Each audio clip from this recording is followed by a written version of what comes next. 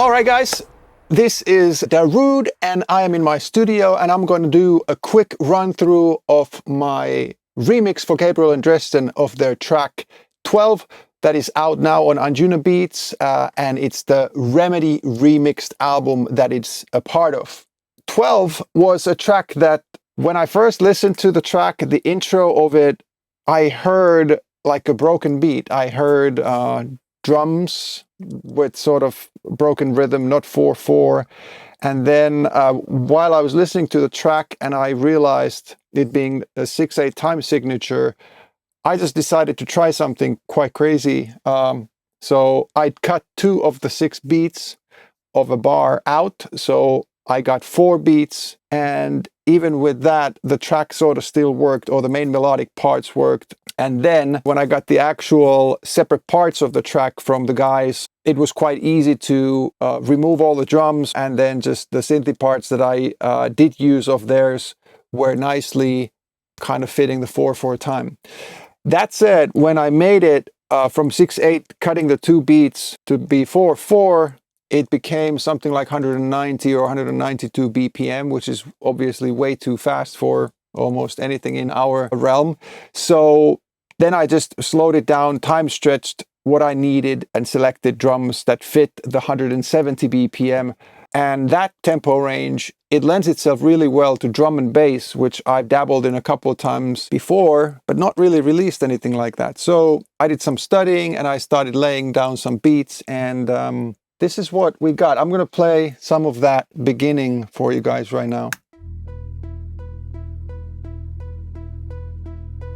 These sounds right here are almost directly from the original, but now layered with some new bass and doubled that bleepy RP thing with another sound doing the same thing.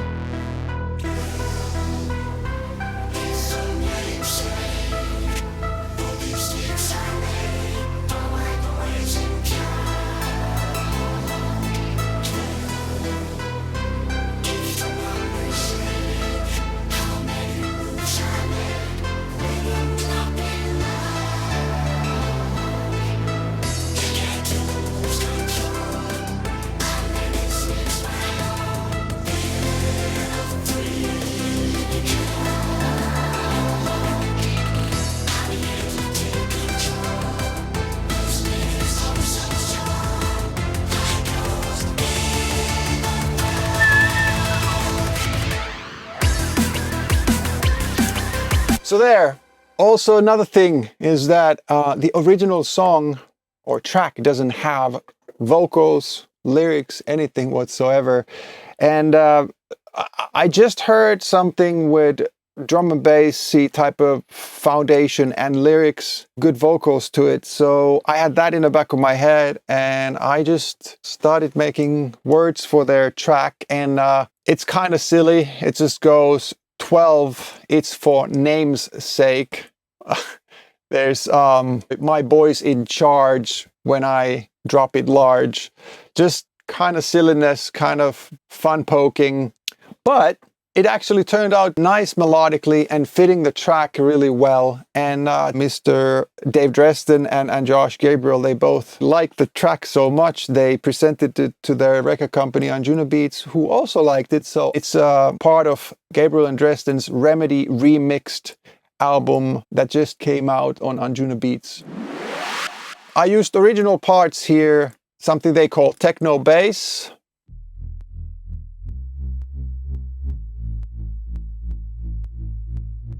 It's this wobbly thing that does the same wobble in the original one, except now it's just missing those 2 beats in the end of the bar.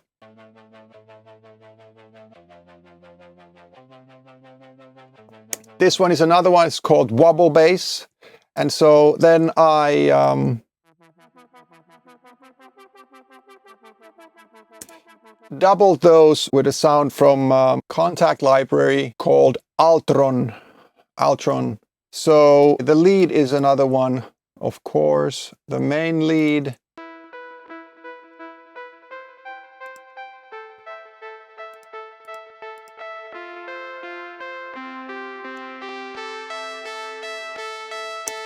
That's how it's originally. I added a ShaperBox on top of it to have a little bit of attack sucking curve there, because there was a little bit of snappy attacks there, bad cuts and whatnot. And I was sloppy when I did it and didn't care, because I knew that I'm going to treat it after the fact a good bit. There's another ShaperBox that basically does shorten the release part of the sound quite a lot. And I've got a reason for that. So when you play it here,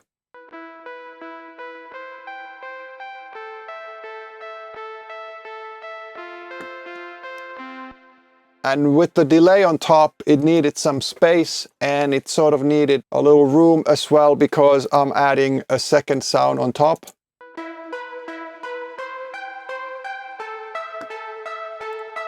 And it's just a synth from Nexus, and has quite a lot more attack, and so that's why I needed to take the attack out of the original sound, just to kind of marry these two sounds together, using the original but adding accent to it, and having control over and how much I wanted to cut through and how much attack there needs to be. As you can see from the waveform here,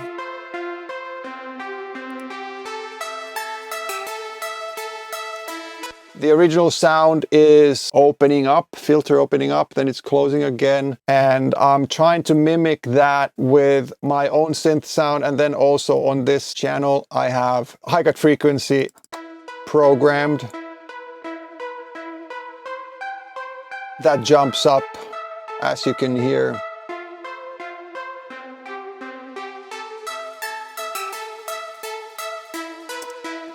That's pretty much it when it comes to those parts.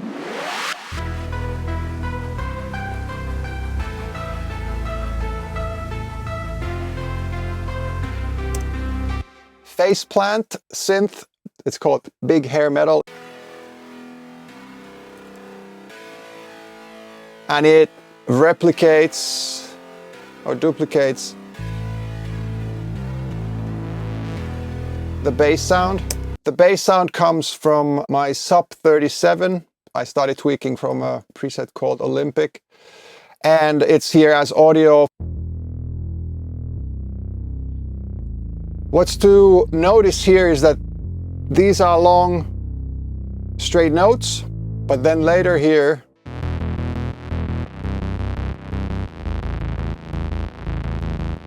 I have it pulsating, and what does that is a ShaperBox. So the first ShaperBox creates a little pocket for the kick drum, and the second one has a tiny bit of attack. Then it has this ducking thing in the end, so that it makes a pulsating thing out of the straight notes. So if you take this out,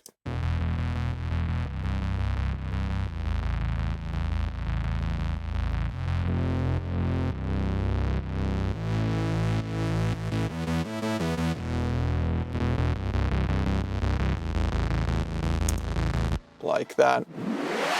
The curious thing for me was how to make this a vocal track. So I first came up with some lyrics. It's very simple lyric, actually. It didn't take that long. But then how to sing it, what rhythm and what kind of melody, that was a typical me thing. It kind of happened as I went. I started singing on top. I started auto-tuning it really, really roughly just to get it going somewhere.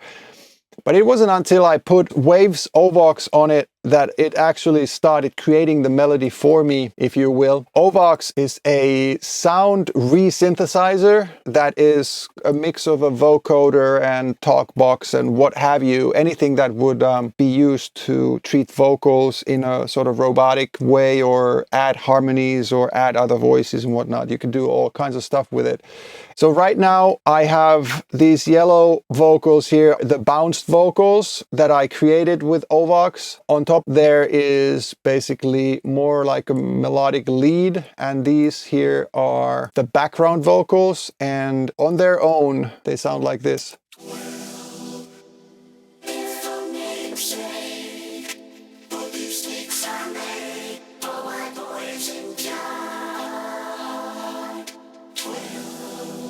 And they came all from this.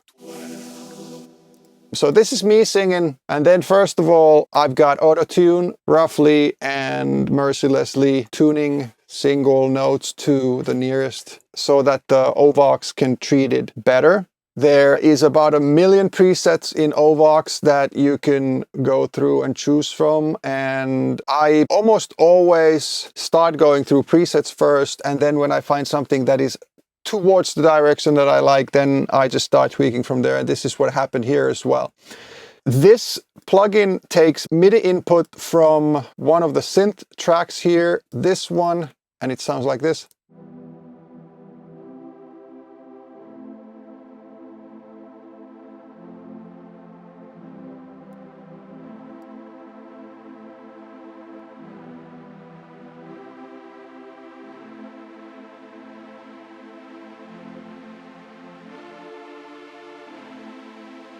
This track was not used in a final mix. I had it there for quite a while, but then I realized I didn't need it. But this MIDI, these notes, do go to OVox, and those are the ones that generate the harmonies of my singing just one lead line. And so that is there. The MIDI is on, but the audio is actually muted at all times. And when you listen to this here, and then if I am so bold and show you my horrible singing. 12, it's for namesake. So that's it. That's my vocal, but this generates harmonies from it. And there's all kinds of things that you can do with this. You can add less noise, more noise. You can use formant filters, which most of this I've done so that I've found something that works quite okay. And then I treat it how I want it to be, and then I bounced it, and then I made another copy with the same plugin, but one, for instance, with effects. This one has limiter, reverb, and delay. And one of these is bounced with effects, and one of them is bounced without the effects. And then after the fact, I treated those a little differently. For instance, the dry one, I still kept pretty dry, cut low end out of it, made it quite mono, and added a little high end. So it gives a little bit more of the clarity to the sound. So here's the dry. So the consonants and S's and whatnot come through better. And this one has more of muddiness and more of the low end there, but together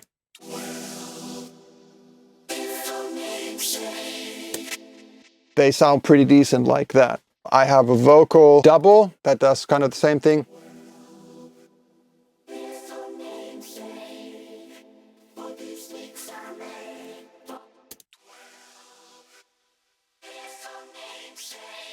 This dry is even thinner than the other one.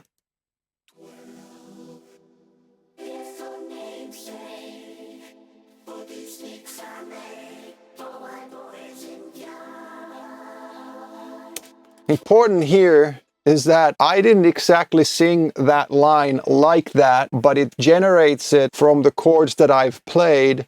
And then over this process, I've actually changed a little bit of the voicings of the chords. And then I've also sang it differently. And then it's just trial and error to make it react how it has now done, or how it sounds now. And so this one is very much the chords only, except there's also this track.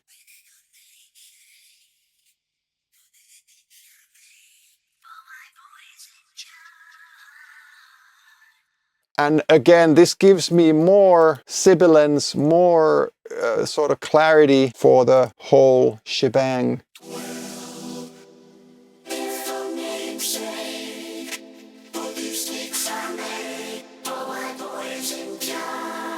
I don't know how well you hear it, but you have to take my word for it. When you have those whispers there, this is clearer in the whole mix. So that's what I call the background vocal, because that's the whole chord and all the harmonies. And then I have sort of the main lead vocals, and these again are my Le Horrible singing. Okay, so these are sort of the lead vocals. There's 3 layers of them, sang differently and then also treated differently. But I'll show short bits of my singing. 12 is for namesake. That already sounds a little bit treated because it's been through Melodyne and extreme pitch correction. But what's amazing here is that my vocal idea, my actual singing, is usable at least in a demo way, but in this case, it actually works in the context of the track as well. This is another vocal take.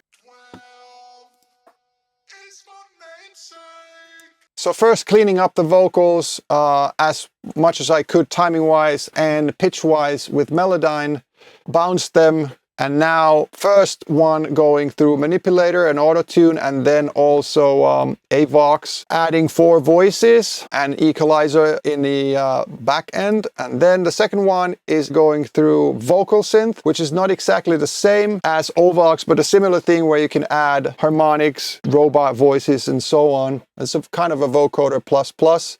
And then the last one, the high one, again goes through Manipulator, and this time it's a preset called Moarr and some tweaks on top of that. And this is the first one through Manipulator. The second one.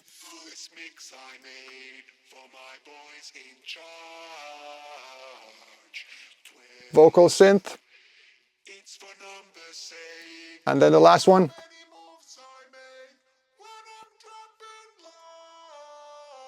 So that's Manipulator again, and all of those together.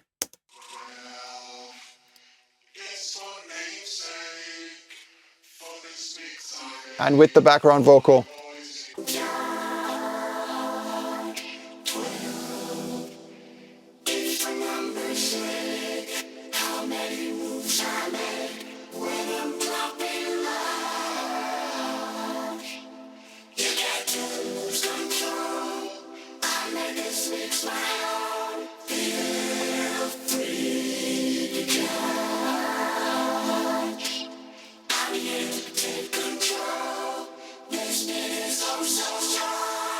That took me a good while to figure out. It was all trial and error basically, and also still a key thing in a track, even though I'm not the best singer in the world. In a sick, weird way, I'm very happy about these vocals. And I played it to my mom, for instance, and she wouldn't recognize me from there. So in that way, it's kind of cool.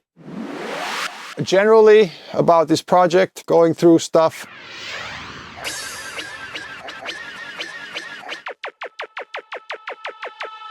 Finding effects, finding ear candy, and then one of the main parts, obviously, it's the drums. I found several good drum loops from a couple of different libraries, and then just started piecing them together, making enough variations, tuning drums. Then when I added 2 or 3 or 4 loops at sometimes layered on top of each other, I needed to cut something out so as to make room for all of the sounds. And in that, quite a valuable tool that I use is Waves Torque. And so I can show you here. This one is just a snare.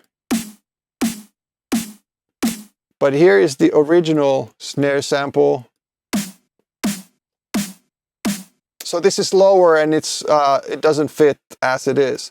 In this instance, I didn't actually use Waves Torque for the audio because it actually sounded better just tuning it old-fashioned way, just sampler kind of way, tuning it up. But what I did with Waves Torque here is I listened to it and it showed me the fundamental frequency of the body of the snare. So knowing it's G3 and my track is something where A snare works really well, I knew that I needed to tune it up 2 semitones. So which I then actually did on this channel and just used Logic's own transpose. I bounced it, and then on this channel it's actually the bounced a tune snare sample. I use Waves Torque often to tune drums, but in this case it kind of softened the hit in a way that I didn't like, but it was quite a good tool for me to see where the weight of the tuning is, and then I could just quite easily from there tune it where I wanted to. So these drums are from a couple of Loopmasters and Samplephonics sample libraries. really digging these.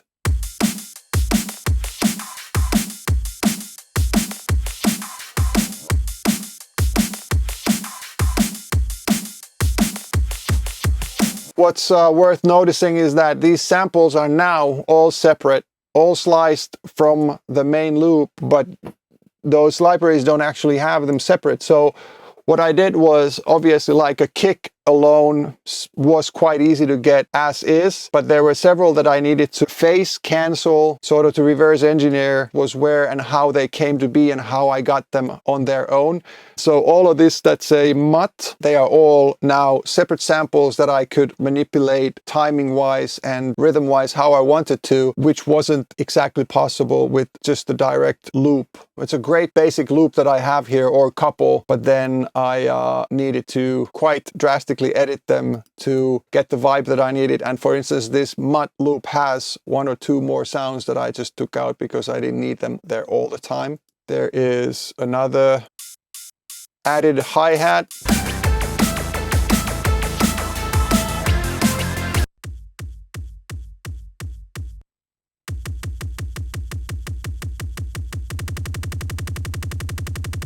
Kick or snare drum type of lifter there.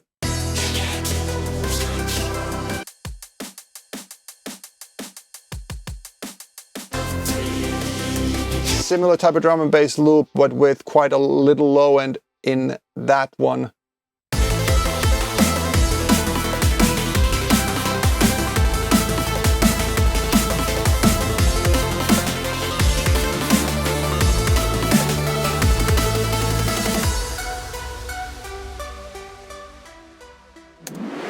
Now I have the bass line. This is the main bass line from Sub 37. I've doubled it with a silent bass line and a Spire bass line. And then this is a sampler JP8 emulation. Just layering stuff.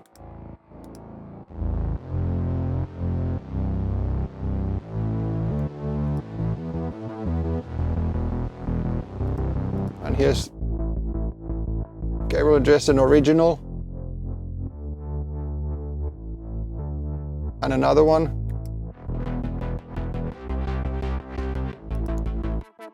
And my addition to that.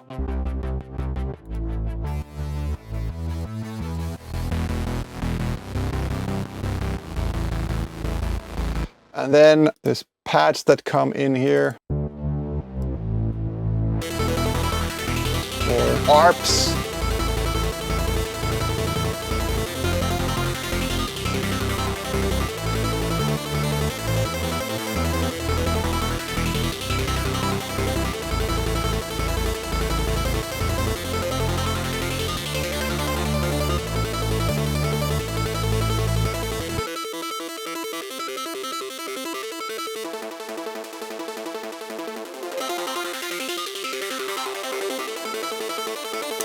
Two different sounds doing the same thing, sort of same volume-ish, and panned a little left and a little right so as to make it sort of a stereo sound here.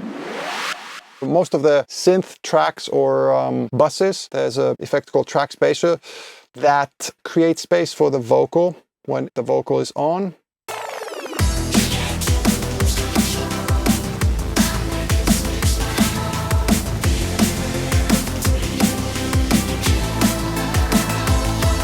For instance, of that pad sound, this is cutting between 351 and 2.1K, a few dBs down in that frequency band. Whenever the vocal's on, it's basically a multi-band compressor that you can set the frequency range and then sort of normally attack and release, and obviously a sidechain trigger for it. But then what you can do is you can either do it left and right, so normal, or you can do mid and side. And so when this ducks, you can duck from the center quite a lot, several dBs before you start hearing it when the sides of the synth are still actually intact. So that's quite a nice and handy and quite a purpose-built plugin, Trackspacer.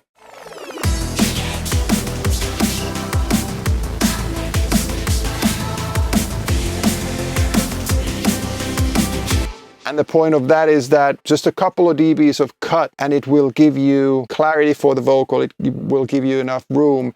And if you cut more on the center and leave the synth sides intact, your ears are fooled that the synths are there, and it gives you the width and space feeling, yet you feel and hear the vocal in the center well. One more important sound that is in here, but you don't hear it too well unless it's alone.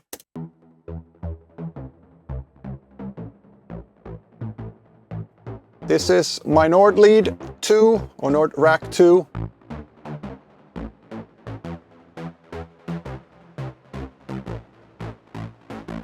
This baby there. That I programmed with MIDI to open the filter and so on, and then I recorded it down. It's dry without effects, but here I cut low and just a bit and added a little bit of delay and reverb on it to give it a little bit space. But you can't quite well hear it, but it's giving it a basic rhythm underneath everything.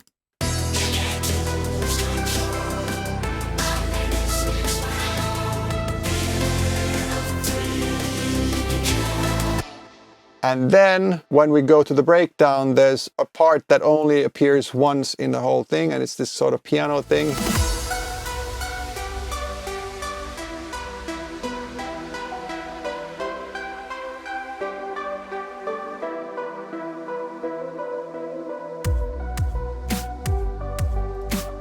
It comes from Face Plant.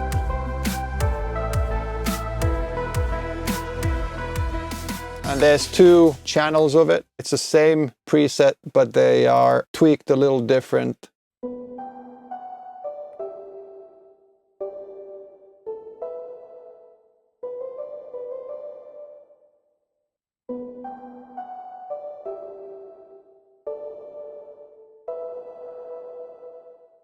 So that was the first part, and the other one is the same sound-ish, but tweaked. And together it sounds like this.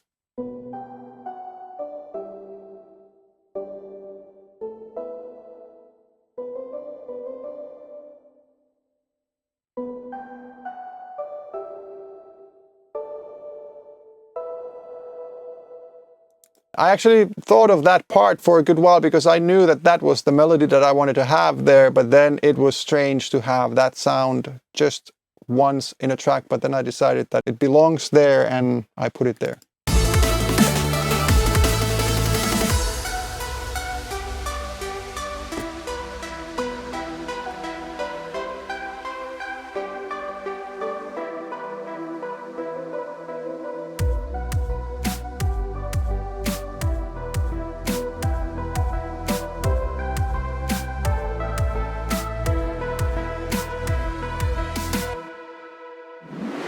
Then quickly, I'm going to open the mastering project, because what I normally do is, if you look at these color-coded regions, that's usually about how I bounce these things out as stems, and then I take them to a fresh project that I call Stem Mastering Project. I still might EQ, compress, maybe add a little saturation to those single stems, and then I run it through my sort of usual mastering chain, and I'm going to show you that right now. So now we have the stem mastering project open. This ended up being 1, 2, 3, 4, 5, 6, 7, 8 stems. So there's the two vocal things, lead and backing. There's FX, there's drums, there's bass, there's pads, synth, other. This time I actually didn't have the kick separately, which I usually have, but now the kick was such a sort of integral and ready working and mixed part of the drum loop. But usually I have it separately so that even in the final stages I can check the kick ratio and mix it.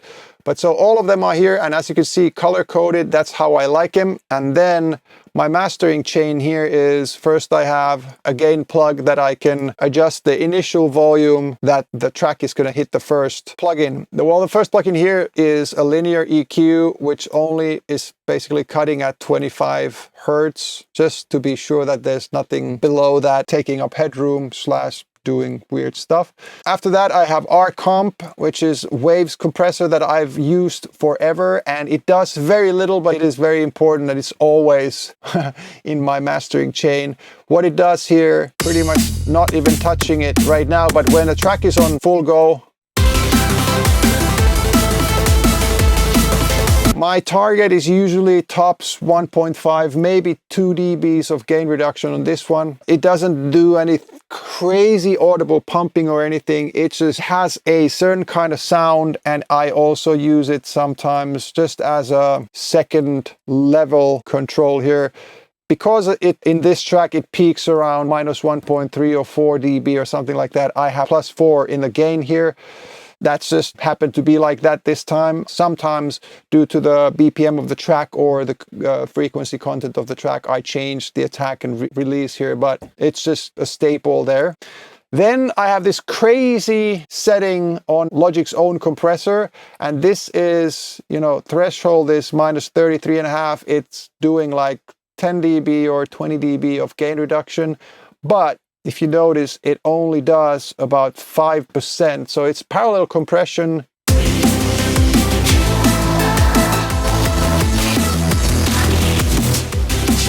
And technically it makes the sound quite bad on its own. You know, it's not supposed to sound like that, so I'm adding it a little bit, and here's the difference.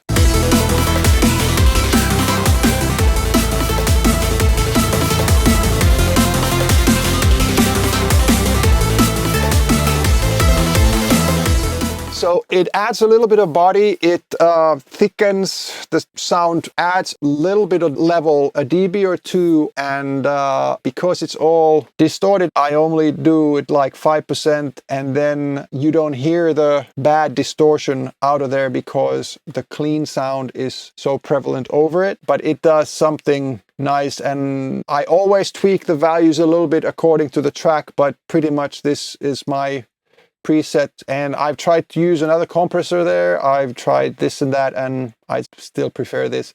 One of the main things is though that it has this wet dry control right in the front, and it's easy to adjust. So next in a chain is Waves Kramer master tape saturation unit. I use it with very mild settings. I have the whoa and flutter and noise in 0. This doesn't really do much. The flux, which is sort of the strength parameter, I have that in the very low end of it, and then I tune it so that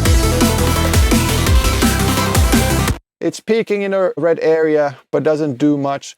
And you can tune that from these record and playback level, and you can link them if that works for you. Usually 15 is the speed that retains a little bit more in the high end and over bias. And then I go between bypass and this, and it just brings some magic there in the bass department especially.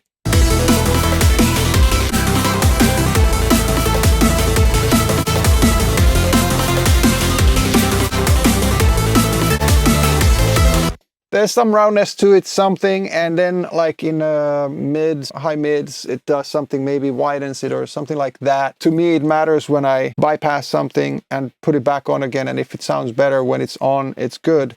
I can compare between my several settings, and for instance, the Waves plugins do have this A/B comparison setting, which is really useful for that kind of stuff. When it sounds good, and sometimes it would be maybe better to know the exact reason, but often I just trust my ears and go with that. Waves Vitamin is also quite important in my mastering chain. I very often mix the mids or low mids wider than they should be. So this thing does two things. You can, per these 5 bands, you can tweak the width of the mix or that band. I've set my band so that it's from about 1000 to 1800 Hertz, and I've tweaked the width a little narrower there. Then the next band, nothing, but I pushed the harmonics or the excitement up a little bit, and the next band even a little more. And then that I've widened some, and then the high end is also excited a little bit, and then also pushed a little wider. It doesn't do much, but it does something.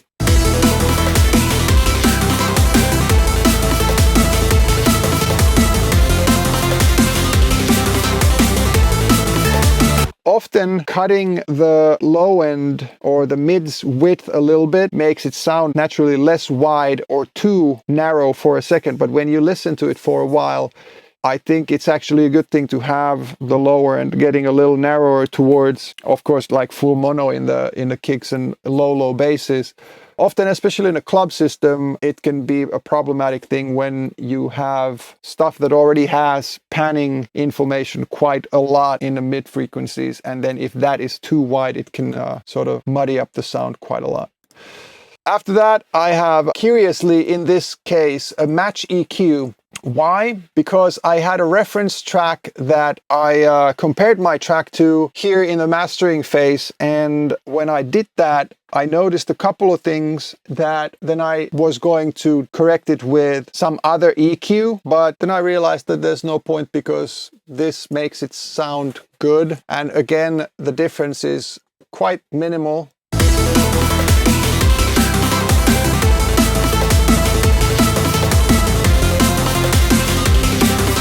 'So I got quite close in my final mixing and then these other master tweaks that I have here. And then for this one, I've just basically squeezed.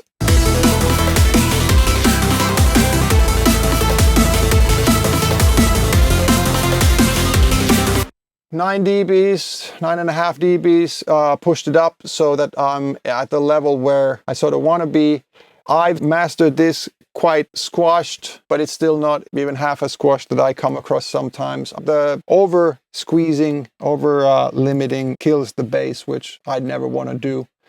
But what's here important to know also is that I didn't master the final product myself, but as I sent it to Anjuna, I actually took this limiting all the way out, so they had a mix that had a good bit of headroom and all the peaks and everything intact, and their mastering engineer did a master, and I've compared mine and theirs is a little better. It has a little more presence, a little more like mids and highs, sharper, and also in a certain way there's a little bit more bass. It's sort of pulsing a little better, so there's some mastering engineer done some mastering magic, which mine would have been maybe 90 or 95%, and theirs is the 100% good, which I'm very happy with. Also here I have 3 different visual aids that I use when I final mix and master. Izotope Insight,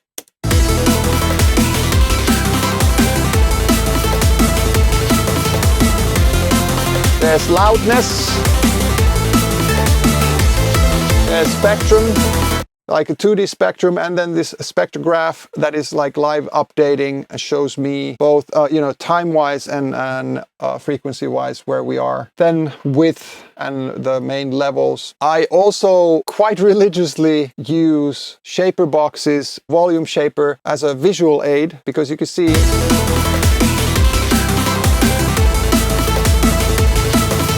how the waveform looks like. I like seeing it like that. While it is only visual, of course, but I can see my kicks are punching more than bass, for instance. The kicks are the loudest thing in the mix. That's important. It's just for me, for my visual sort of reassuring. And then I use something called Tonal Balance Control, which is a plugin that Izotope has analyzed about a gazillion tracks, different genres, different type of music. And they've made this balance curve type of thing where they have a margin for each frequency range where your basses should be, your mids should be, your highs and high mids should be. And if you look at this,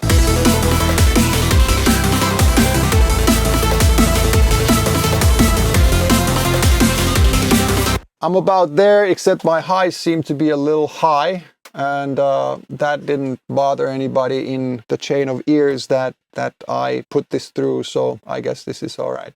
So anyway, this is a quick look on my Gabriel Dresden 12 remix. It was a fun project. It was sort of study of me doing some vocals. It was sort of study back into drum and bass type of sounds. And I really loved doing it. I loved hearing Dave's and Josh's thoughts after I sent it over.